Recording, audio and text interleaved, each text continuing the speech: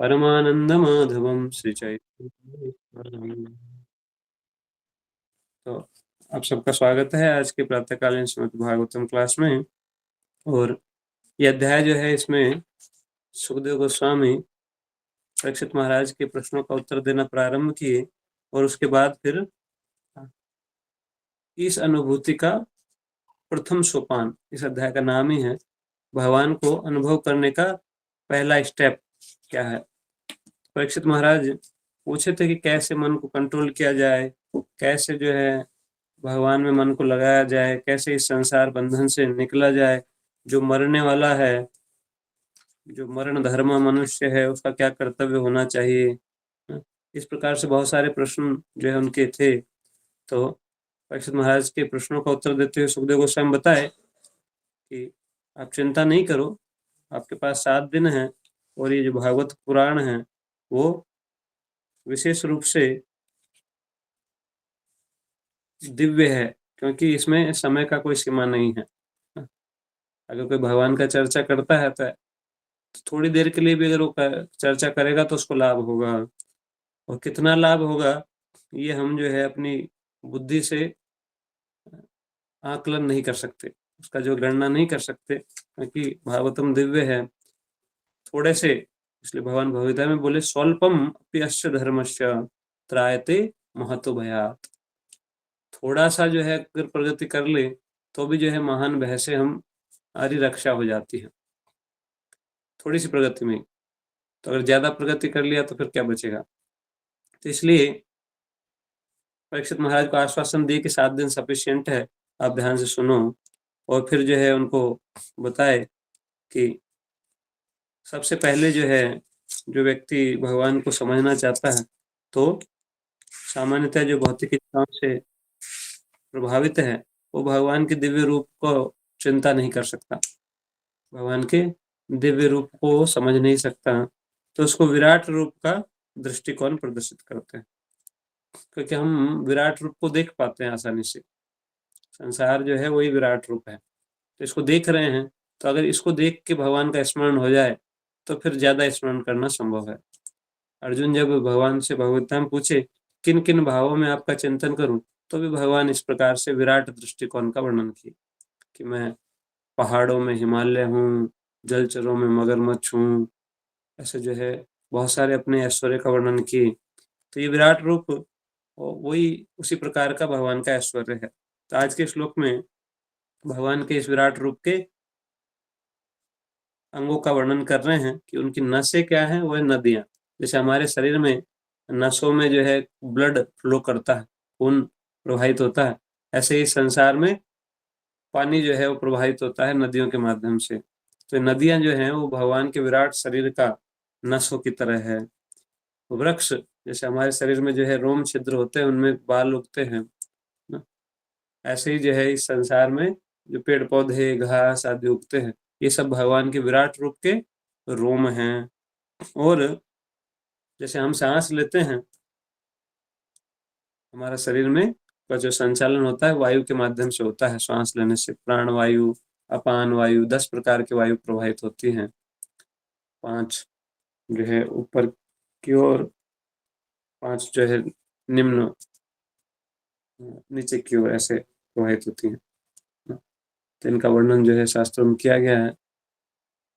5 उसमें मुख्य हैं, प्राण अपान व्यान समान और उदान। इसके अलावा 5 और हैं, उनका नाम जो है थोड़ा और टिपिकल हमको याद नहीं है।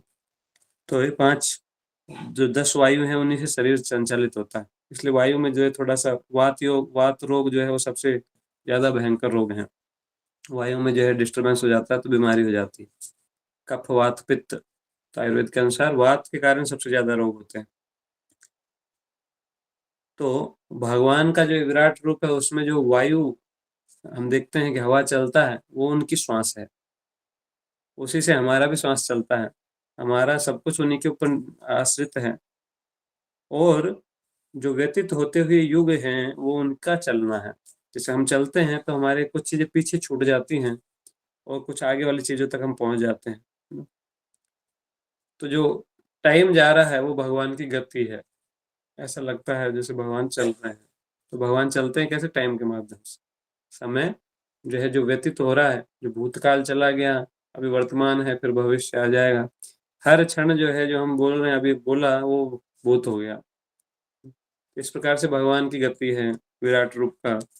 और प्रकृति के तीनों गुणों की जो प्रतिक्रियाएं हैं वो उनके कार्यकलाप। प्रकृति के तीनों गुण जो है वो जो चल रहे हैं वो उनके कार्यकलाप। विराट रूप ही जो है प्रकृति के तीनों गुणों का संचालन करते हैं। तो प्रभुपाद जी तात्पर्य में बताते हैं कि भगवान निष्क्रिय नहीं है। कई बार लोग सोचते हैं कि भगवान तो निराकार है, वो ना तो बोलते हैं, ना खाते हैं, ना सुनते हैं, ना देखते हैं। पर सारे शास्त्रों में घोषणा किया गया है कि भगवान जो है वो निष्क्रिय नहीं है, वो देखते हैं। उपदृष्टा, भगवत गीता में भगवान बोलते हैं उपदृष्टा, पास में बैठ के देखते हैं। अनुमंता, अनुमति देते हैं। तो कोई अनुमति दे रहा है मतलब कुछ होना तो चाहिए, तब तो अनुमति देगा। दृष्टा है तो देखने के लिए आंखें होनी चाहिए। हमारी जैसी आंखें नहीं है, भगवान का दिव्य आंखें हैं। हमारी आंखों का सीमा है। जैसे अभी अगर कैमरा आप ऑफ कर लोगे तो हम देख नहीं सकते आपको,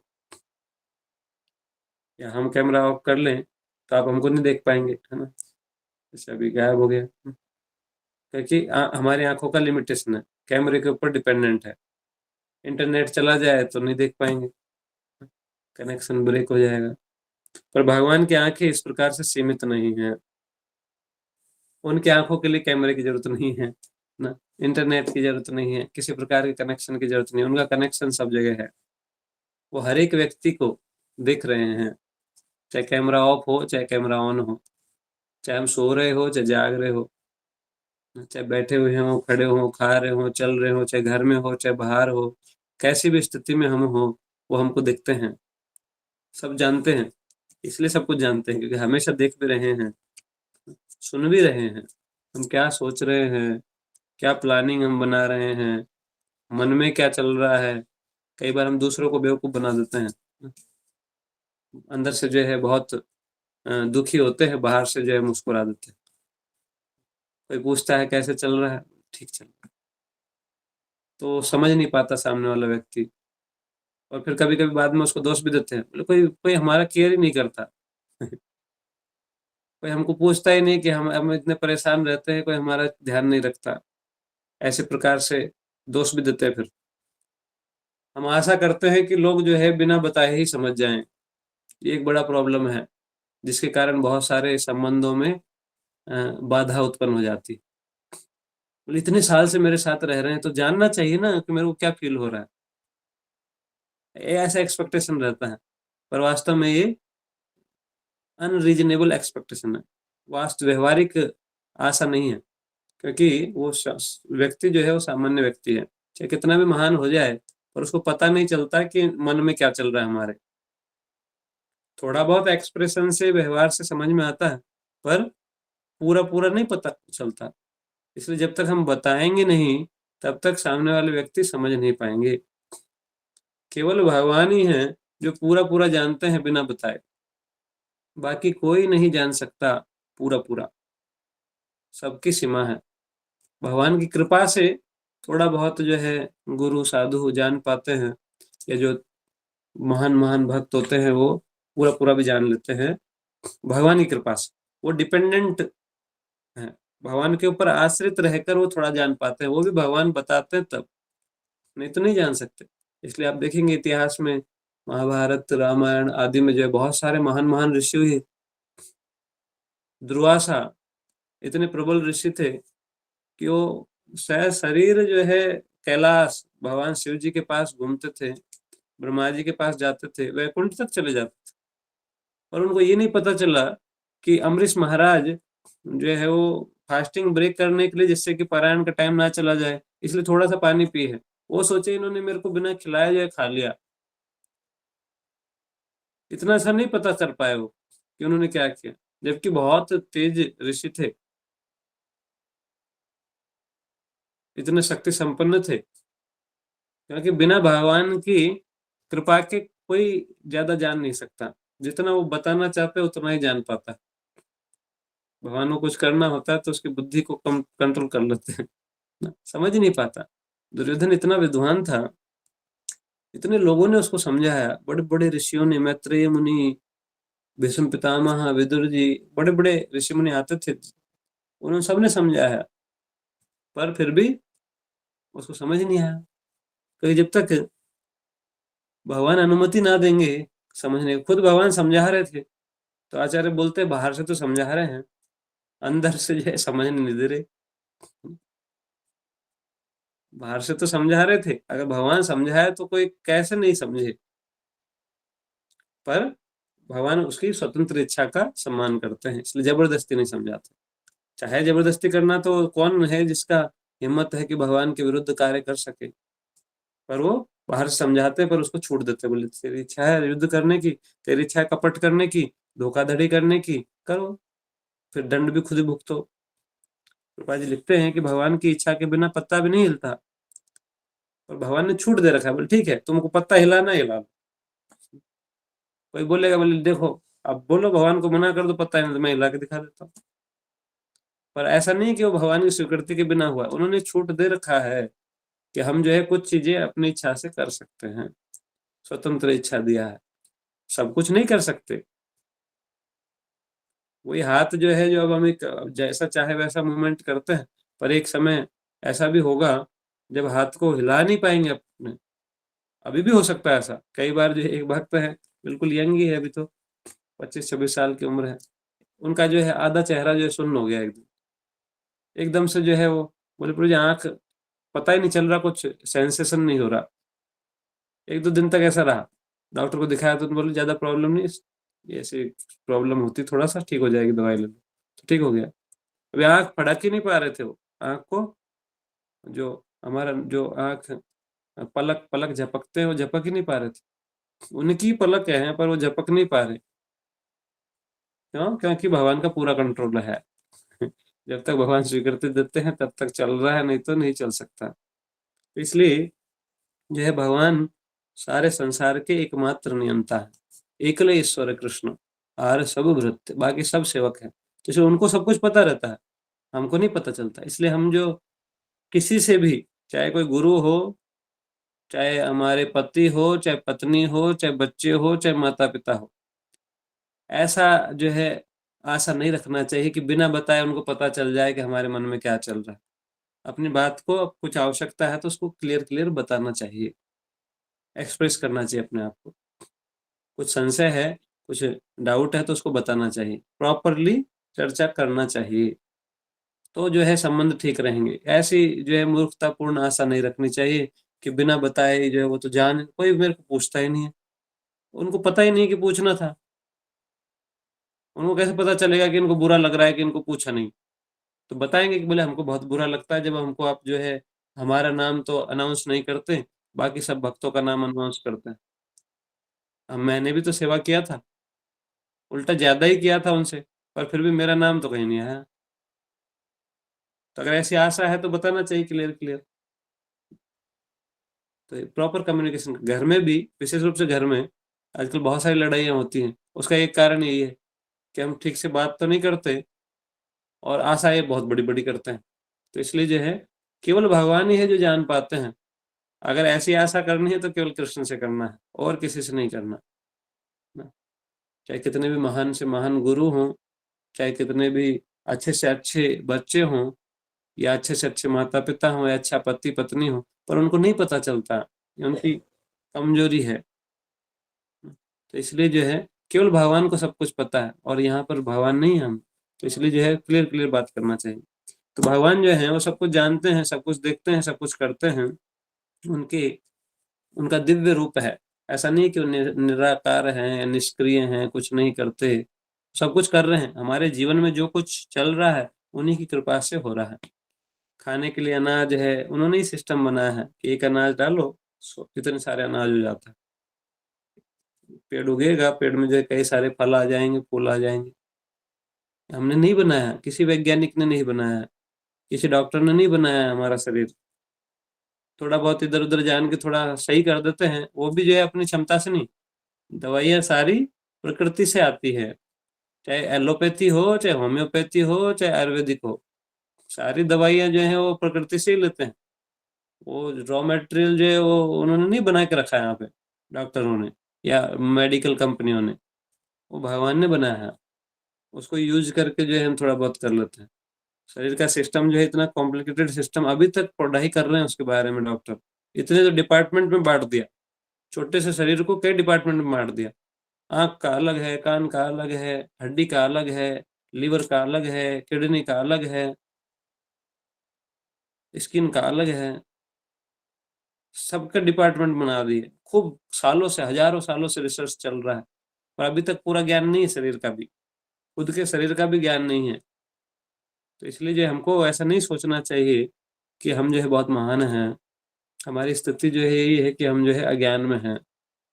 इसलिए बोलते हैं ओम अज्ञान तिमिरांधस्य ज्ञानांजन शलाकया, कि हम अज्ञान में ही पैदा हुए थे, बचपन में तो कुछ भी नहीं पता था। अब थोड़ा बहुत तो जान गए, पहले तो ये भी नहीं पता मैं कौन हूँ, लड़का हूँ कि लड़की हूँ। घर वालों ने बताया कि आप लड़के हो, आप लड़की हो, आपका नाम, फिर नामकरण करते हैं, नाम ये है ना, इस परिवार में जन्मे हो, माता पिता ये है, सब कुछ बताया गया है। इसी प्रकार से जो गुरु हैं वो हमारे अज्ञान की स्थिति में, जिस भगवान का हमको जानकारी नहीं है तो भगवान के बारे में बताते हैं। जो गुरु साधु जो है भगवान का उपदेश देते हैं। ज्ञानांजन श्लाघया, वास्तविक ज्ञान यही है कि हम जाने कि हम कौन हैं, भगवान कौन है, भगवान के साथ हमारा संबंध क्या है। तो ये ज्ञान कहाँ से मिलता है? गुरु साधु शास्त्र से। तो भगवान जो है एक व्यक्ति हैं, परम व्यक्तित्व हैं, और वो पूरी संसार के एकमात्र नियंता है, और हम उन्हीं के लिए हैं। हमारे पास जो सुविधाएं हैं, जो बुद्धि है, शक्ति है, सब उन्होंने ही दिया है। किस लिए दिया है? उनकी सेवा के लिए, उनको समझने के लिए, उनके सिस्टम को समझने के लिए, और फिर उसके अनुसार खुश रहने के लिए। उनके आदेश के अनुसार हम कार्य करेंगे तो हम खुश रहेंगे। अगर इस प्रकार से कार्य करेंगे कि भगवान के आदेशों का अनादर करेंगे, उनका विरोध करेंगे, तो दुखी रहेंगे।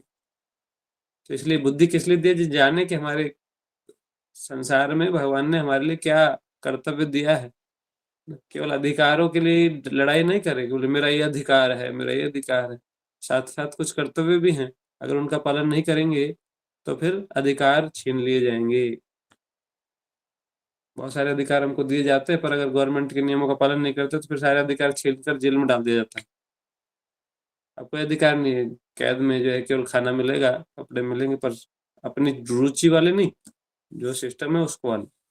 अब यहाँ फ्री है, जो बनाना चाहे बना सकते हैं, जो खाना चाहे खा सकते हैं, जहाँ घूमना चाहे घूम सकते हैं। और जब जेल में डाल दिया जाएगा तब नहीं घूम सकते ऐसे। तो इसी प्रकार से जो है भगवान के आदेशों का जितना हम अवहेलना करेंगे उतना ही हम कष्ट उठाएंगे, जितना भगवान को नकारेंगे उतना ही अवहेलना करेंगे।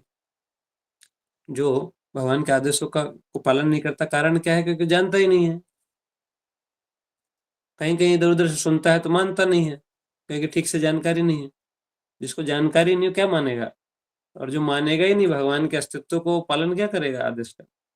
तुक्के में कुछ पालन हो गया तो हो गया, नहीं तो विरोध ही करेगा। तो इसलिए ठीक से भगवान को जानना चाहिए। अगर जान लेंगे, जिसने जान लिया वो मानेगा, जो जानता ही नहीं है वो क्या मानेगा? तो इसलिए जो है अच्छे से जानना चाहिए कृष्ण को। ज्ञात्वा माम शांतिम रक्षति, और जो कृष्ण को जान लिया वो शांति पूर्वक रह सकता है। उसके जीवन में कष्ट नहीं है, वो खुश रह सकता है। स युक्तः स सुखी नरः। तो इसलिए भगवान को निराकार कहकर जो है हमको रिस्क नहीं लेना चाहिए। भगवान का दिव्य स्वरूप है। अगर कोई हमको बोले बोले आप निराकार हो, अच्छा लगेगा हमको। बोले आपकी आंख नहीं है, मतलब डायरेक्टली बोल रहा है काने हैं ना, अंधे हैं, कान नहीं है, बहरे हैं, बोल नहीं सकते, गूंगे हैं। अच्छा लगता है किसी को बोले आंख है पूरी बढ़िया, फिर बोले अंधे, अंधे की तरह काम करते हो, बड़ा बुरा लगता है ना। और भगवान को हम इस प्रकार से अगर बोलेंगे तो उनको कैसा लगेगा? तो इसलिए भगवान को जो निराकार मानते हैं वो अधूरा दृष्टिकोण है, वो अज्ञानता का सूचक है। तो इसलिए भगवान दिव्य रूप वाले हैं, सुंदर रूप वाले हैं, उनको इस प्रकार समझना चाहिए और उनकी सेवा में हमको अपने आप को जोड़ना चाहिए। हरे कृष्णा। श्रीमद् भागवतम की जय। अब अगर कोई प्रश्न है तो पूछ सकते हैं थोड़ी देर के लिए, फिर हम, टाइम हो गया एक्चुअली, आज हमको आरती करना है इसलिए यहीं पे हरे कृष्ण प्रभु जी। हरे कृष्ण। हरे कृष्ण। थैंक यू प्रभु जी। मेरा प्रश्न ये था, जैसे थोड़ा बहुत हम जानते हैं कि भगवान भगवान साकार है, भगवान का ये रूप है, भगवान द्विज है, ये जानते हैं, ये जानते हैं बोलिए, तो उनको भी फिर विराट रूप पर थोड़ा बहुत ध्यान लगाना चाहिए बोलिए। हाँ, हाँ, विराट रूप उन्हीं का है ना। मतलब विराट रूप पे ध्यान कैसे लगाना चाहिए उनको, कि उन्हीं का जो है वो विशाल दृष्टिकोण, उन्हीं का शक्ति के रूप में है। विराट रूप क्या है, वो भगवान का टेम्परेरी रूप है। मतलब कोई ऐसा नहीं कि भगवान ऐसे हैं, भगवान का एक क्षणिक रूप है, उससे भगवान की शक्ति के रूप में वो बताया गया समझने के लिए। काल्पनिक रूप है, पर है भगवान की शक्ति ही, तो शक्ति के रूप में वास्तविकता है। तो इसलिए, क्योंकि हम इसी के अंदर है ना, हम भगवान के विराट रूप के अंदर ही हैं। नदियां को हम देखते हैं, तो अगर विराट रूप से भगवान का स्मरण हो रहा है तो इसमें कोई समस्या नहीं ना। तो इसलिए अर्जुन ने जब पूछा कैसे कैसे मैं आपका स्मरण करूं, तो भगवान ने बताया कि इनमें मैं ये हूँ, इनमें मैं ये हूँ। तो उन विभूतियों को देखकर हम भगवान को याद कर सकते हैं। तो हमारा मेन काम है भगवान को याद करना, उनका स्मरण करना, उनको कभी नहीं भूलना। Always remember Krishna, never forget Krishna, ये उद्देश्य है सारे नियमों का, सारे विधि विधानों का। तो विराट रूप के माध्यम से अगर भगवान को याद करने में सुविधा होता है तो याद करना चाहिए। अगर कोई पहले से 24 घंटे याद कर रहा है अपने मित्र के रूप में, अपने प्रेमी के रूप में, अपने माता पिता के रूप में, या अपने बच्चे के रूप में, तो उसको जरूरत नहीं विराट रूप के रूप में याद करने की। पर आर्टिफिशियली हमको जो है सब नहीं सोचना चाहिए कि हम तो याद कर रहे हैं। अगर रियल में याद कर रहे हैं तो कोई समस्या ही नहीं है। तो हमारा मेन काम है याद करना, 24 घंटे याद रखना, उनके आदेश के अनुसार कार्य करना। पर अगर याद नहीं कर पा रहे और विराट रूप से सहायता मिल रहा है तो याद करना चाहिए विराट रूप के। Yes Prabhu ji, thank you. Hari Hari. Hari Hari. हाथ खड़ा किया ना कुछ भक्तों ने, तो बोल सकते हैं अनम्यूट करके। हरी सिंह।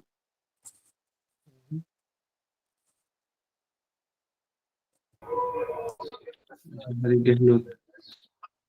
जी प्रभु जी, हाँ आप बोलो कुछ बोलो। कहना चाह रहे हैं? हरे कृष्णा गुरु जी। हाँ प्रभु जी, मैं हाँ कहना चाहता हूँ। हाँ बोलो बोलो।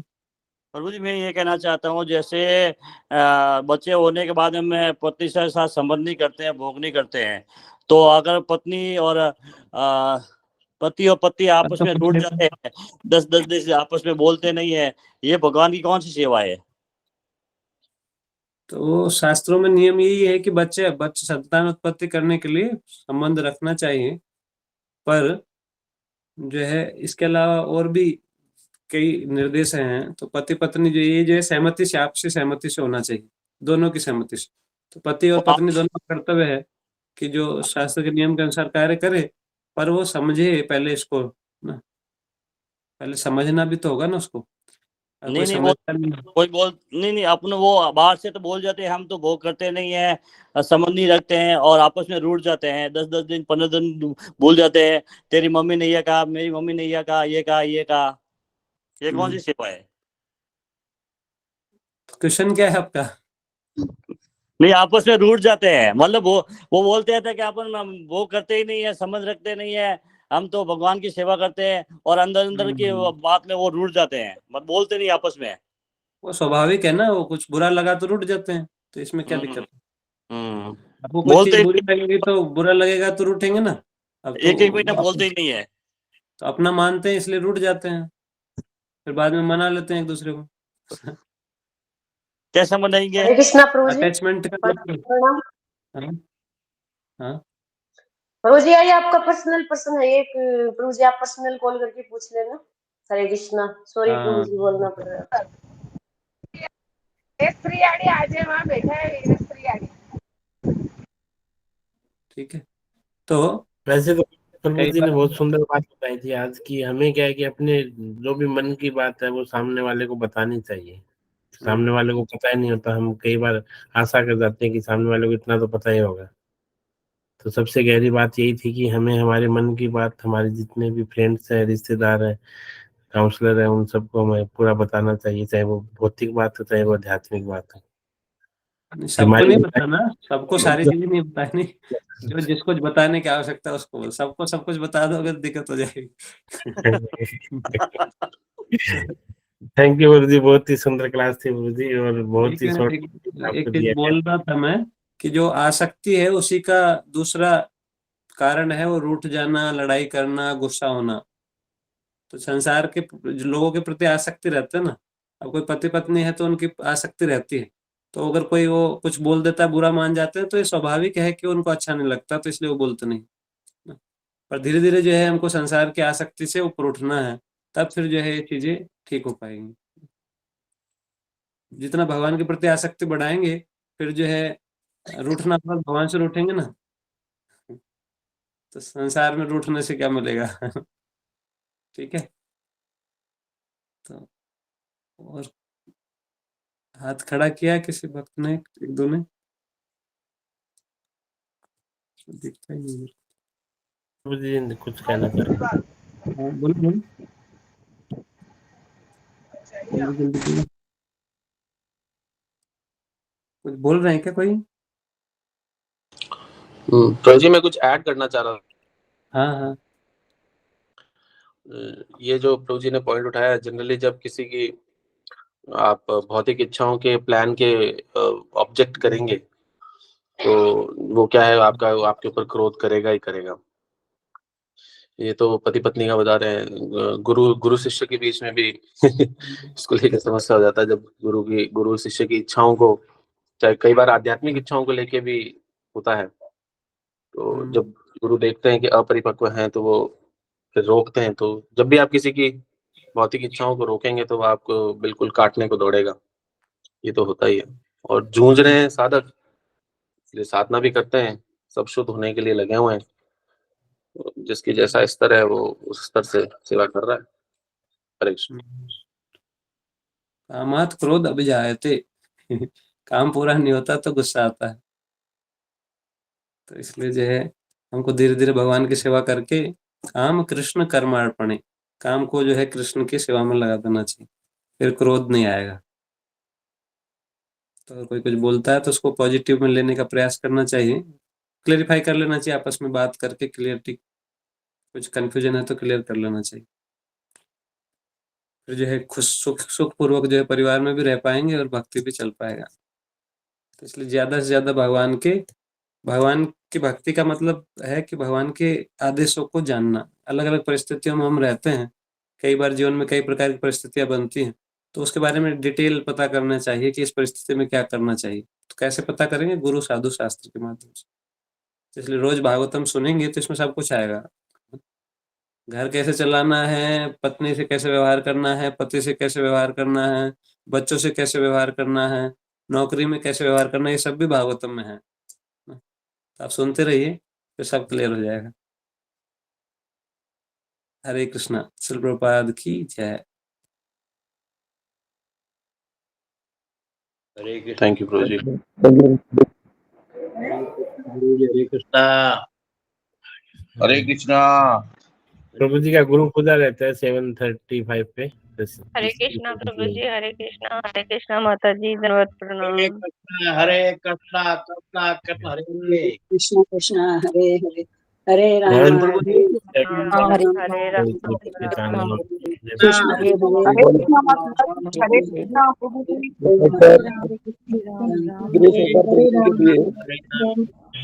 हरे राम हरे हरे राम, और माता जी को हरे कृष्णा हरे